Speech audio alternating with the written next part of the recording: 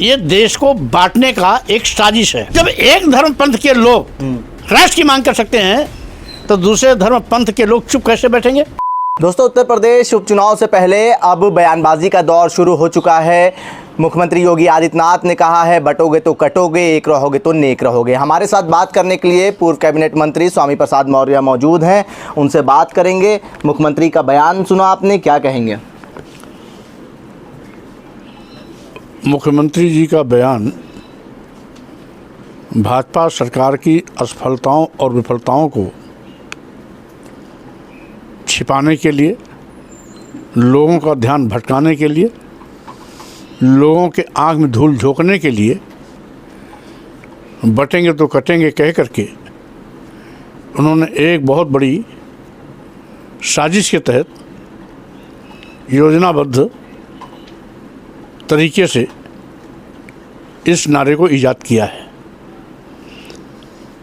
माननीय मुख्यमंत्री जी को ये भी मालूम है कि धर्म के ठेकेदारों ने तो समाज को पहले से ही बांट रखा है।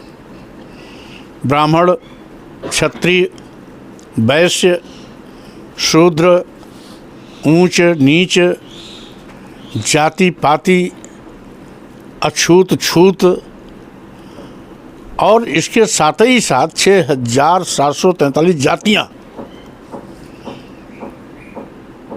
जो अब तक इतनी बड़ी संख्या में बटी हुई हों, उसके बावजूद ये कहना कि बटेंगे तो कटेंगे, ये मजाक के सिवा कुछ नहीं है। आज देश और प्रदेश की सबसे बड़ी समस्या है बेरोजगारी, महंगाई, कालाबाजारी, चरमराई कानून व्यवस्था, छुट्टा जानवरों द्वारा किसानों की फसल चर जाने की समस्या। इस पर बहस न हो, इसलिए इससे ध्यान भटकाने के लिए मुख्यमंत्री जी का साजिश के तहत एक शिगुफा है, इसके अलावा कुछ नहीं। और एक मुख्यमंत्री इस प्रकार का बयान दे, प्रधानमंत्री बयान दे, जो दारोमदार कानून व्यवस्था का सबसे बड़ा संरक्षक है, क्या संदेश देना चाहता है? क्या बेबस मुख्यमंत्री है वो? क्या कानून व्यवस्था संभालने में असफल हो चुका है? क्या जंगल राज पर नियंत्रण खो चुका है? इसलिए सरकार की अगर हनक है, कानून की धमक है, तो आज़ादी के बाद अब तक जो समाज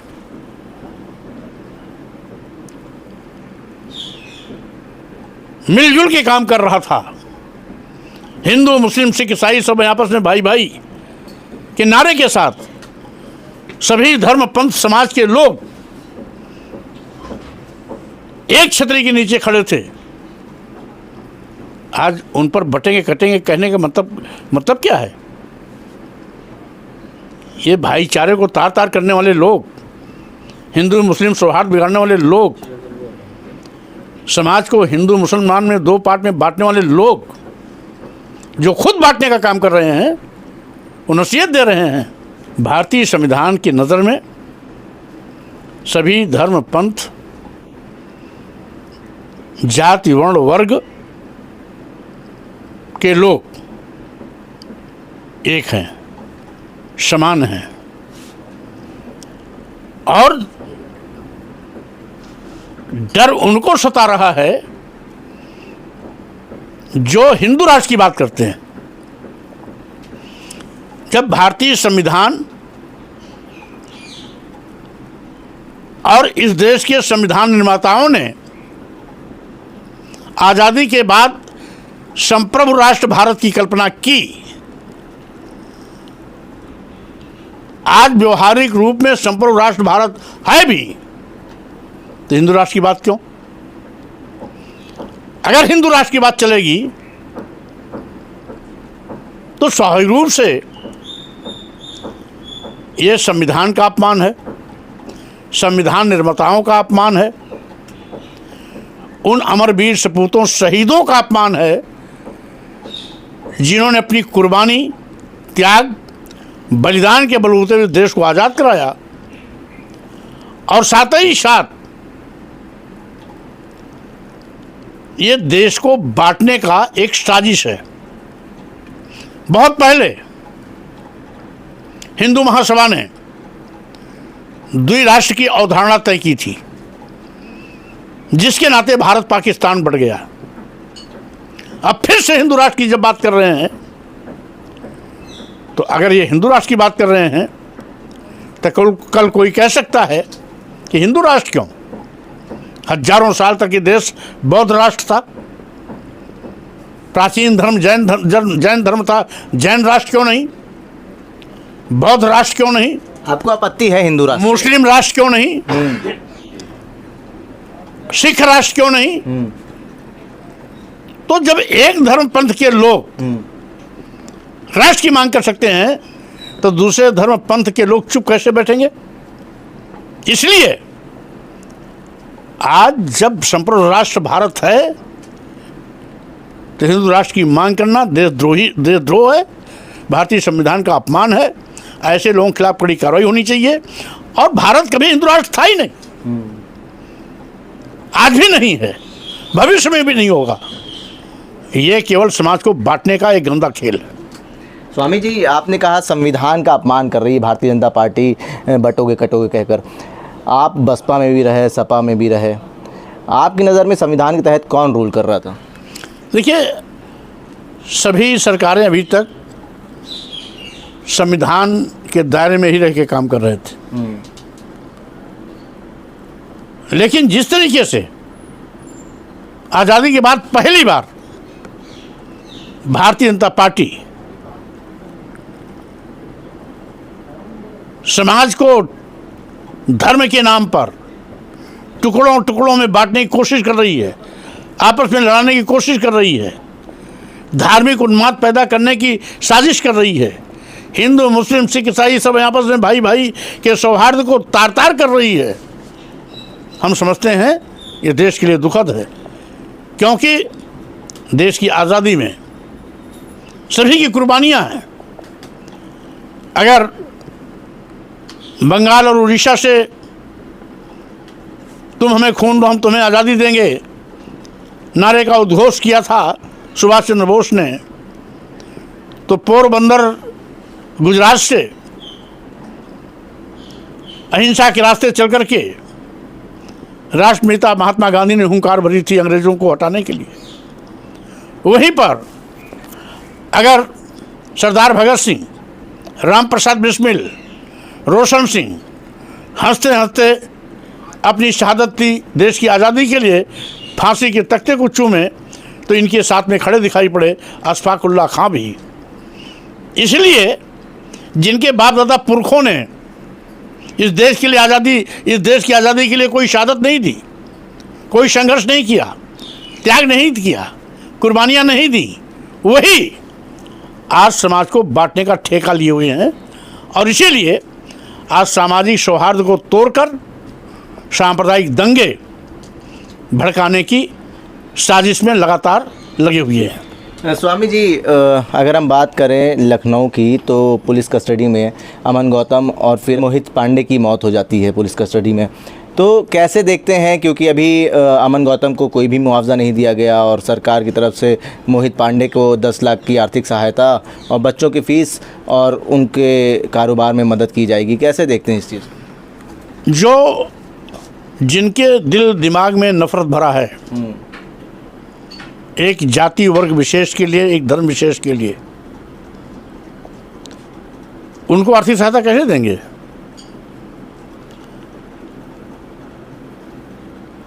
इनके यहाँ अंधा बाटे रेवड़ी अपने अपने का दे, वो फार्मूला चल रहा है। पुलिस हिरासत में मौत हुई अमन गौतम की, उसके परिवार से न मिलने का मौका मिला माननीय मुख्यमंत्री जी को, न ही आर्थिक सहायता दी गई। पुलिस हिरासत में ही अभी मौत हुई अमित पांडे की, मोहित पांडे की। उनको बुला करके परिवार से मिले भी और आर्थिक सहायता भी दिए। तो मिले और आर्थिक सहायता दिए, इसका हम स्वागत करते हैं, क्योंकि मौत किसी की हो दुखद है, दुखदाई है, हमारी संवेदना उनके साथ है। लेकिन लाशों के साथ भेदभाव नहीं करना चाहिए। अगर एक को पुलिस हत्या में, पुलिस हिरासत में हत्या पर अगर उसको आर्थिक सहायता दी जा रही है, परिवार से मिलकर के संवेदना व्यक्त की जा रही है, तो दूसरे भी पुलिस हिरासत में हुई मौत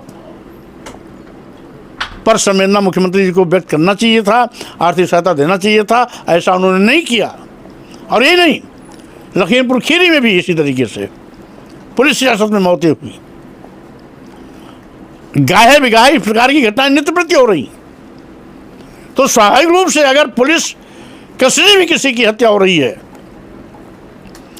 तो सरकार को ऐसे परिवारों को बढ़ चढ़ करके आर्थिक सहायता देने की पहल करनी चाहिए। और साथ ही साथ संवेदना व्यक्त करने के साथ साथ ऐसे पुलिस कर्मियों के खिलाफ भी कड़ी से कड़ी कार्रवाई होना चाहिए जो मानवीयता को बलाए ताक रख करके